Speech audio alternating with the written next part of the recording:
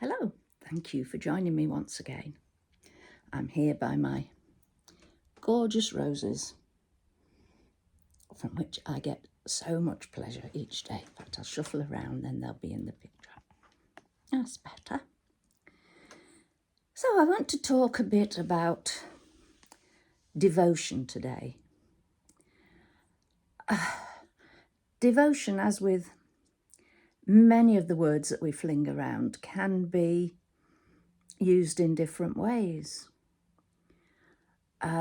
We can be devoted to a football team. Yeah, I shall say no more on that one. We can be devoted to a person in our lives. It may be the person with whom you were in a relationship or to whom you were married. Maybe not. What other kinds of devotion? Oh, devotion to doing a good job of work, that you are dedicated. It's more of a dedication than a devotion, I think. So we'll stick with the relationships. And devotion is such an overwhelmingly powerful emotion that it can all too readily mask the real person to whom you feel you are devoted and to whom you probably are devoted. So what do I mean by that? Well, we can become so devoted that their good points are magnified to become their absolutely amazing. Nobody's as good as them at this, that, or the other. It works the other way as well, that it can mask their negative points. We'll either make excuses for something that we didn't like, something that we didn't feel was very good. Maybe they are selfish, but you say, oh, well, they've got a lot to do, they're busy.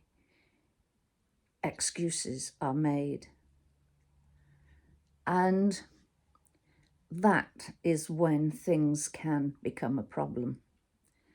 And that ties in with the let them video, because at this point of realization, you need to start tuning in to who this real person is, to whom you are giving your devotion. And that devotion can take the shape of you never asking them to help with things, you doing all the housework and the gardening and the ferrying around of children because they're busy. Your busyness isn't counting there. You too are busy and probably holding down a job as well. So that devotion is belittling you as well as building them up and giving excuses to yourself on their behalf. And very often it's only when other people voice their opinion of either relationship or your partner. Oh, he's a selfish so-and-so, isn't he? He's a lazy you-know-what. And that leads you to think, are they right? Am I missing something here? And that could be the cue to you starting to consider. Or maybe you'll just, no, it's fine. And only when this icon has walked off and found somebody else, do you then realize that you were being a bit of a doormat, you were being used, you were not being given your due. And in fact, your devotion had deluded you. You became deluded in imagining that this was the perfect being. And you know what? There's no such thing. Even those that we think are our greatest match, there'll be little quirks and foibles in there, but because we love them, maybe because we are devoted to them, we're ignoring those. Or maybe they have ways of persuading you to ignore their faults, but at the same time usually pointing yours out as well. So have a think. What is your relationship like? Are you in a relationship? Are you looking for a relationship? Did a past relationship have you behaving in this way of devotion? In a way, sort of the relationships that Mills and Boone and Hallmark, is it, films on the television, often portray. They're not true, they're not real.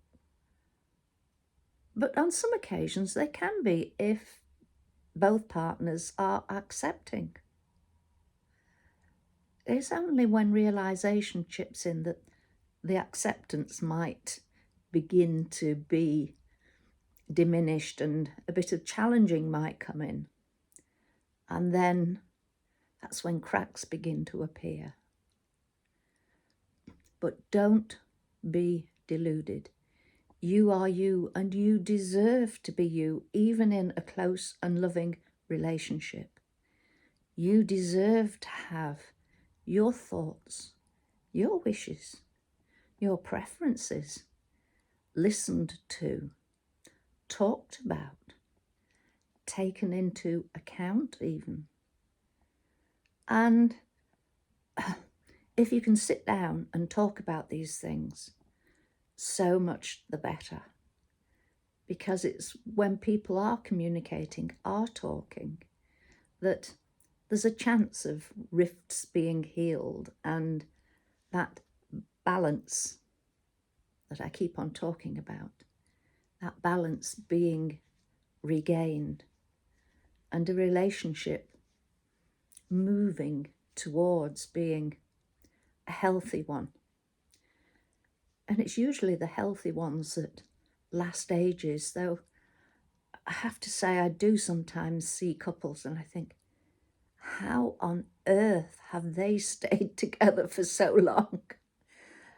People who bicker all the time, which I wouldn't cope with that. Obviously, for whatever reason, they are accepting of that. Or ones where one is henpecked, as we say, and the other just trots around doing everything. And it's not always the woman who is henpecked. I've seen more than one or two henpecked men, and I have to say it's not a good sight. Neither is a henpecked woman. So on that note, don't let devotion to somebody delude you. Don't let it mask their faults. Don't let it mask your feelings for them and their feelings for you. Take care. Thank you so much for joining me. Bye for now, and I'll just twiddle back onto the roses because the camera seems to have twiddled around.